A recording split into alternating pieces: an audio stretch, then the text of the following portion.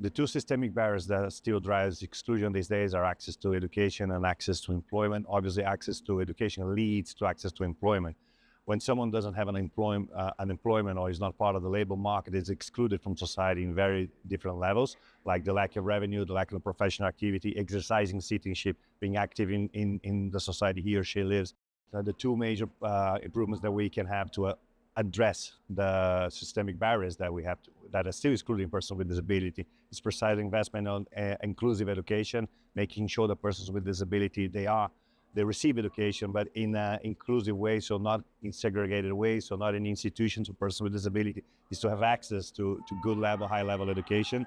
But then obviously to create policies that promote inclusion of persons with disability in the labor market, in employment.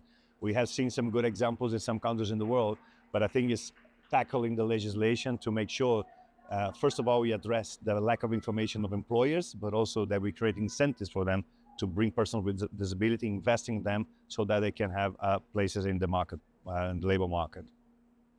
Well, I think the legacy of Milano Cortina is really broad. We have the sport aspect of legacy, so we have more persons with disability involved in winter sport activities.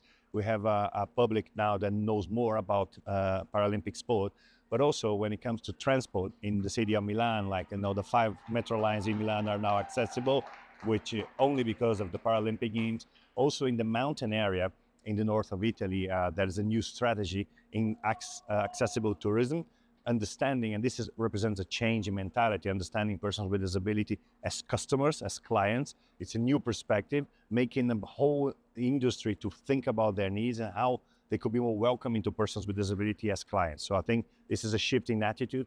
And also the fact that we had, for example, for the opening ceremony, the Arena di Verona, which is a 2,000-year building that was made accessible, showing that if you have the political will and if you invest, you can make even the historical sites accessible to all. Get involved. That is 15% of the world population has a disability, 1.3 billion persons out there that are still the most marginalized group. So it's up to the civil society, the private sector, it's up to the governments to create legislation, to create actions, to create job opportunities, to involve persons with disability in every aspect of their lives, as clients, customers, employees, citizens, students, be present in the boardroom. So I think there's so much to be done, and we need an action that is combining the different actors of society. So my call of action is get involved. Don't let this be forgotten. Don't let this go under your radar.